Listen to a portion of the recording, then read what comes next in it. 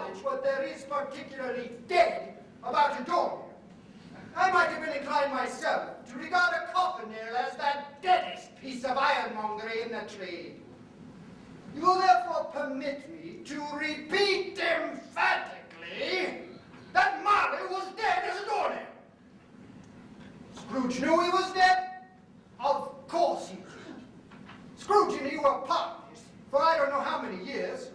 Scrooge never painted out his name above the counting-house door. It was all the same to him.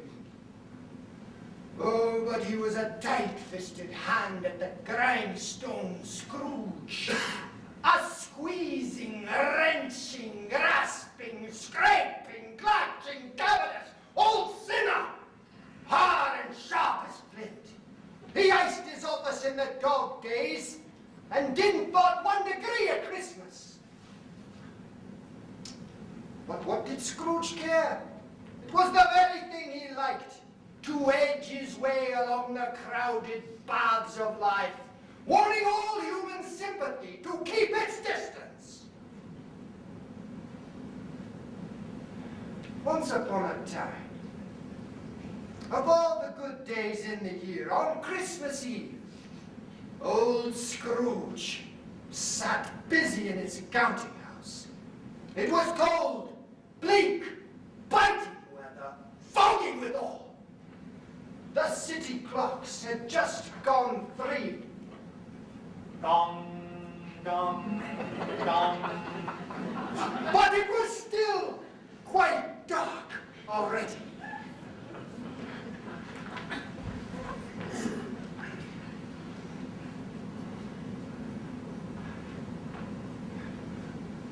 Beg your pardon, sir. I was wondering if I might have another lump of coal for the bread. It's getting a bit chilly in here where I am. Certainly not. And if you think your working conditions are a little chilly for you, then you can find yourself another place of employment. Yes, sir, Mr. Scrooge. Oh, Master Fred! Why, it's your nephew, Mr. Scrooge. Master Fred at the door!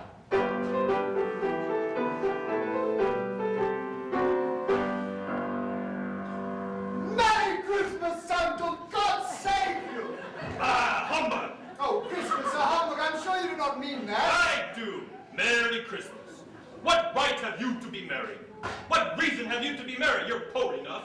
Come then, what right have you to be dismal? What reason have you to be morose? Why, you're rich enough.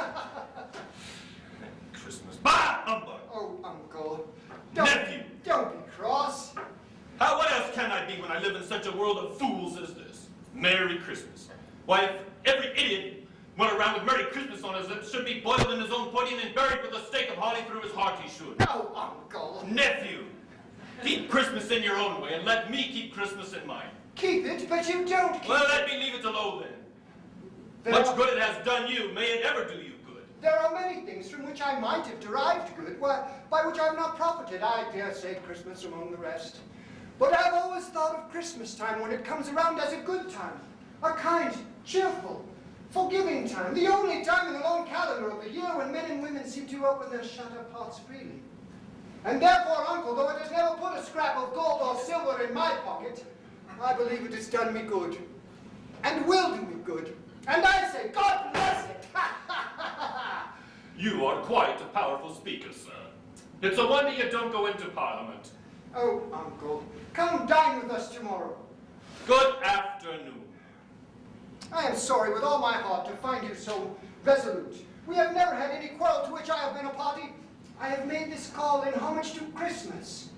And I shall keep my Christmas humor to the last, Uncle. Merry Christmas and a Happy New Year!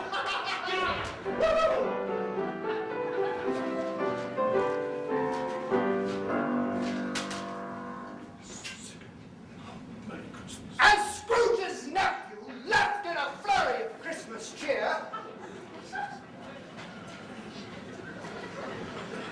two other gentlemen entered the cold, bleak counting office.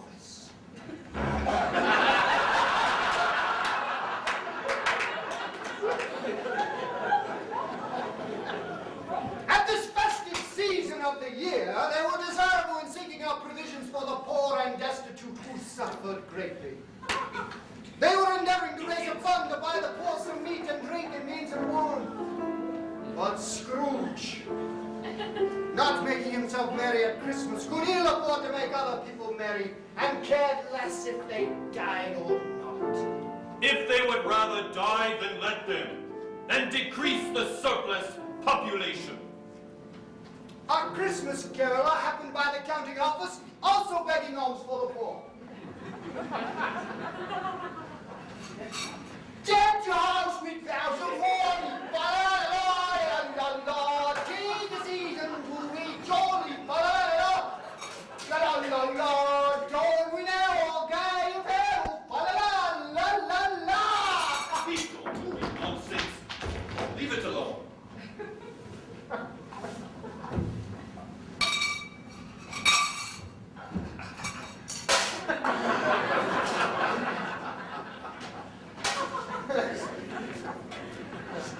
At last, the hour of closing arrived, as the city clocks rang out. Dong, dong, dong, dong, dong, dong, dong, dong. You'll want all day tomorrow, I suppose. If only quite convenient, sir. Well, it's not convenient and it's not fair. If I were to stop half a crown for it, you'd think yourself ill-used, I'll be bound. And yet you don't think me ill-used if I pay a day's wages for no work. It's only once a year, sir. Ah, poor excuse for picking a man's pocket every 25th day of December. But I suppose you must have the whole day. Only be here all the earlier the next morning. Oh, yes, sir, I shall, sir, and Merry Christmas.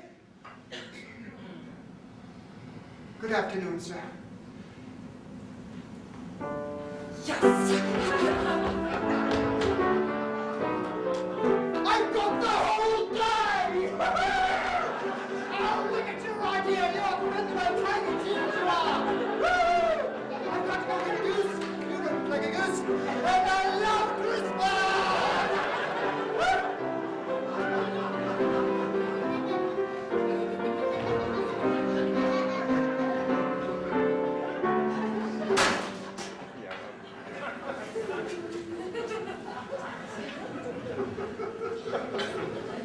As Scrooge locked the counting house office, he then took his melancholy dinner in his usual melancholy tavern and headed home for bed. Now it is a fact that there was nothing at all particular about the brass knocker on Scrooge's door, except that it was very large, and that he had seen it night and morning for years. And then let any man explain to me if he can how it happened that that night Scrooge saw not the brass knocker, but Jacob Marley's face.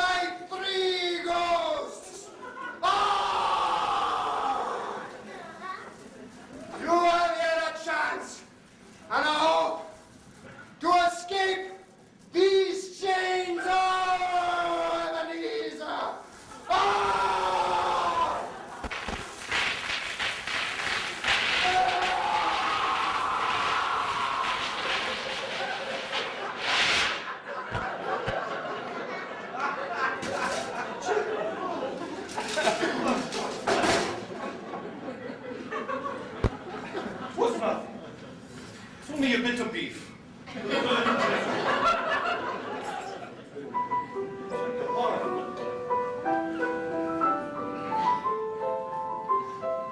Strange. It was nothing.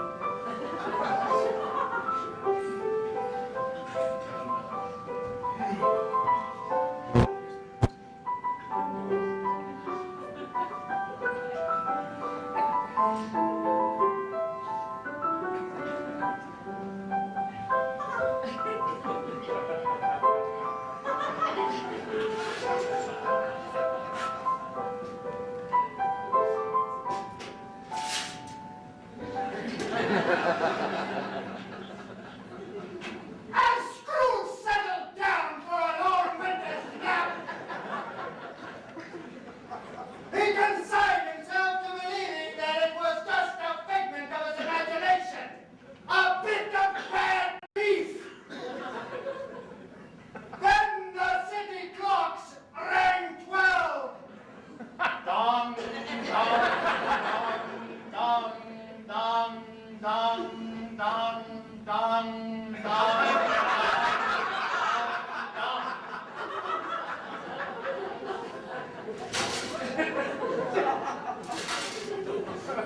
Are you the spirit whose coming was foretold me? I am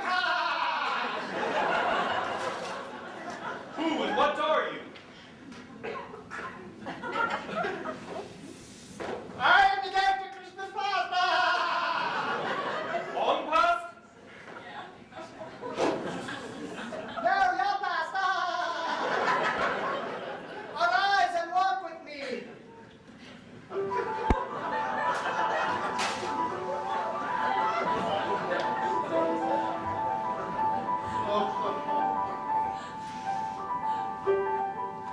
Good heavens! I grew up in this place. I was a boy here at boarding school. And there's my friends. Little Jimmy Isaac playing with his little contraption. And there's Bonita Turpin counting her money. I could use her in my counting office. And little Tommy Valletta reading his Bible. Has a mind to steal a man's carriage, I've no doubt. And Fan. Why, there's my little sister Fan. Poor little Fan. Oh, Ebenezer, dear brother, I've come to bring you home. Home forever and ever. Father is so much nicer than he used to be, and he said I should come and fetch you and bring you home for Christmas, and we'll have the merriest old time, and you should never return to this terrible place, ever again. Oh, Ebenezer. Ebenezer, what is that upon your cheek? 'Tis nothing, 'tis only a pimple.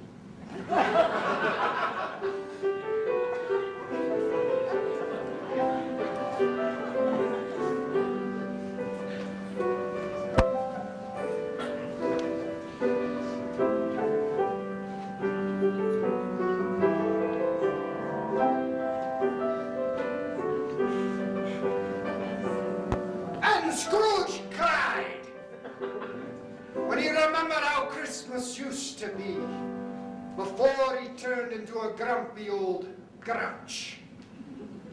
As quickly as the first ghost was here, the second ghost came. He was bigger than life, for he had 1,800 brothers.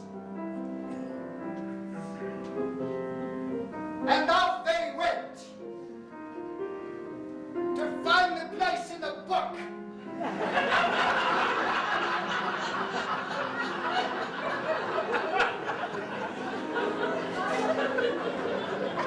And off they went just in time to catch a glimpse of Bob Cratchit and his family enjoying a humble Christmas dinner.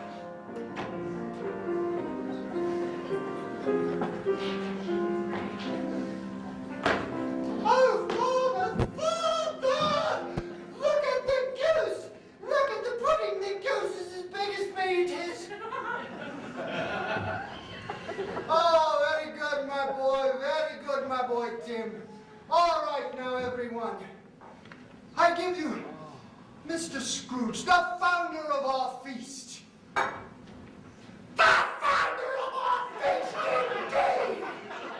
I wish I had him here to give him a piece of my mind, I do. Mother, the children, it's Christmas.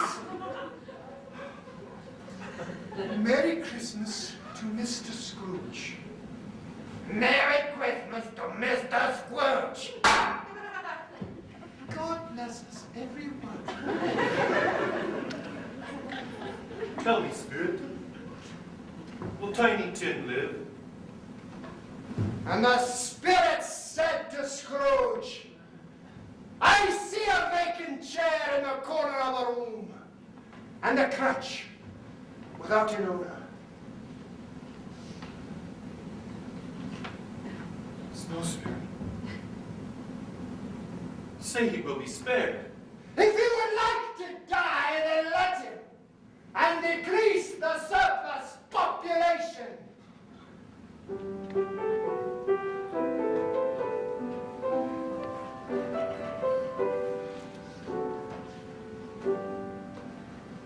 Off Scrooge flew to the next home, that of his nephew Fred, who had visited him earlier that day. They entered just in time to notice that all were involved in Christmas merriment and games. He said Christmas was a humbug, as I live, he did. And he believed it too. Good enough of that, Fred. Now, how about some games? Oh, yes. How about yes and no? Oh, yes. As I say, you start us, Fred. You start us. Oh, very well. Go. Is it a vegetable? No. Is it a mineral? No. Animal? Yes. Is it in Britain? Yes. Is it a fierce animal? No. Is it a bear? No, it's not. Does it live in menagerie? No. Is it a dog? A big dog? A Saint Bernard? No. I think I got it. Is it a human animal? Yes. Does it walk the streets freely? Yes. It's your Uncle Scrooge!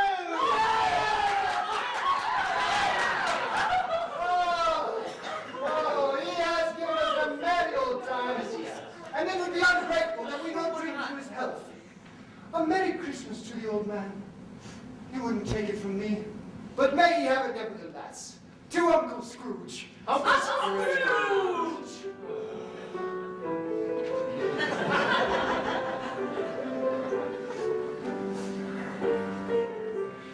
As quickly as the first ghost and second ghost had appeared, Scrooge knew that it was time for the third ghost. It didn't say much.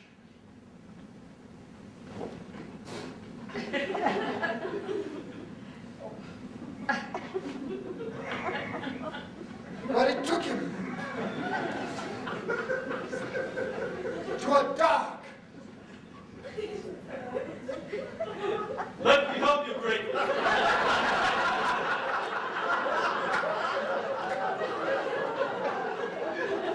And dreary graveyard.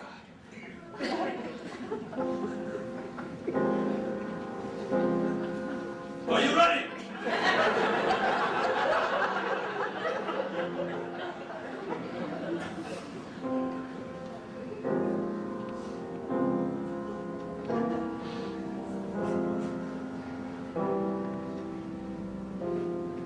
Spirit, why do you bring me here? Before I draw near to that stone, answer me. Are these the shadows of what will be or what may be only? If I change my ways, these ends will change too. Tell me it is true.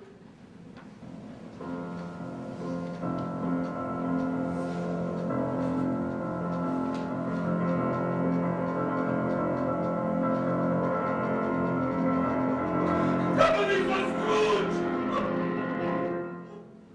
Am I that man? No, Spirit! I am not the man I was. I will not be the man I must have been. Why show me these things if I am past all hope? Tell me that I may change.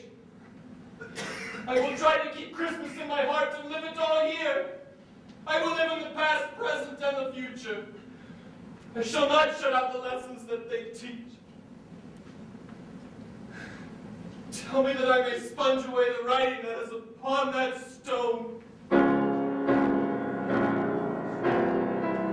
In one last fatal prayer, Scrooge, hoping to have his fate reversed, pulled upon the phantom's dress, and it became his blanket.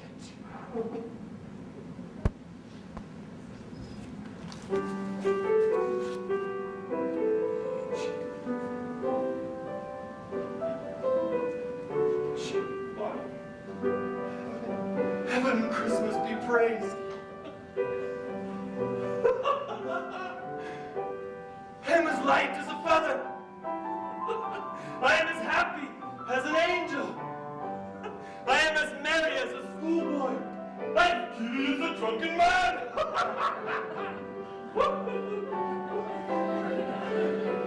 Merry Christmas!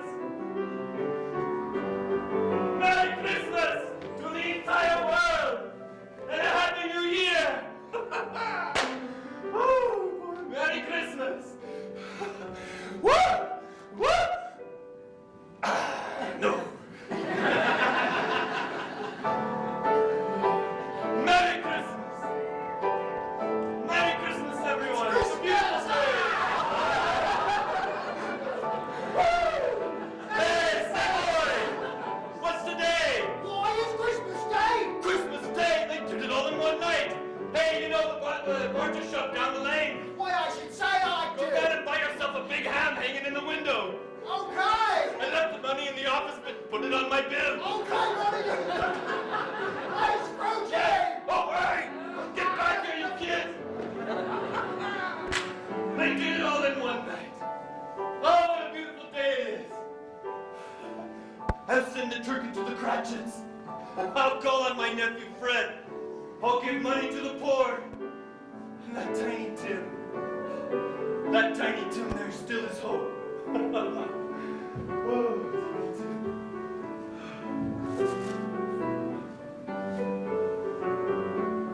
The next morning, Scrooge was early to the office. Oh, he was early. If he could only beat that Bob Cratchit in from coming late, it was the very thing he had his heart set upon.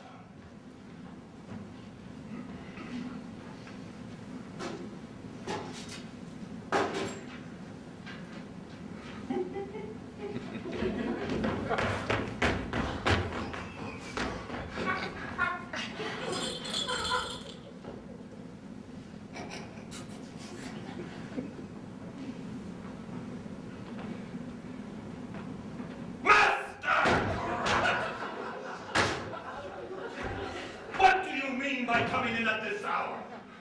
I am sorry, sir. I am a bit behind my time. I forgot my coat and everything. You are, sir. Yes, I should say that you are, and you did forget your coat and sitting little desk. Step this way, if you please. I am sorry, sir. We were making rather merry last night. It shall not be repeated. And I think I'll take this as my coat.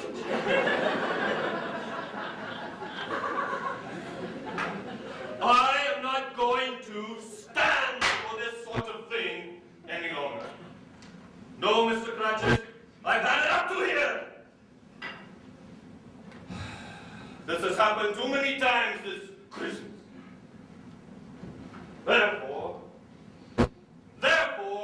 I am about to raise your salary, Mr. Cratchit. A Merry Christmas, Mr. Cratchit. A Merry Christmas, and I have given you in many a year. Mr. Scrooge! No, really, I am quite in earnest. Come, we will discuss your affairs this very afternoon over a bowl of smoking bishop, Bob. Make up the fires, buy another scuttle of coal, and before you've done another eye, Bob Cratchit. Yes, sir, Mr. Scrooge! Merry Christmas!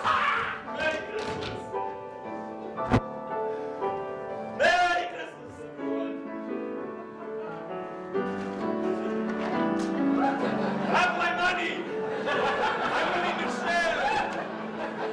Merry Christmas, my little ones! Merry Christmas!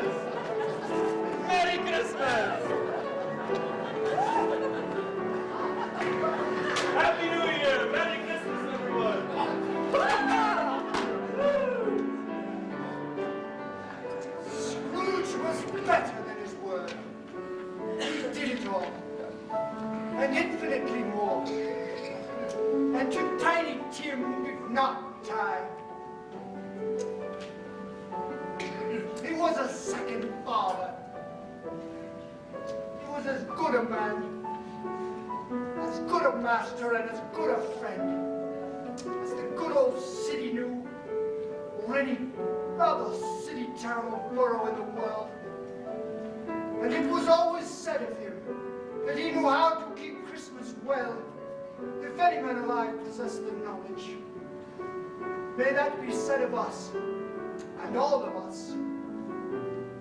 And so, as Tiny Tim observed,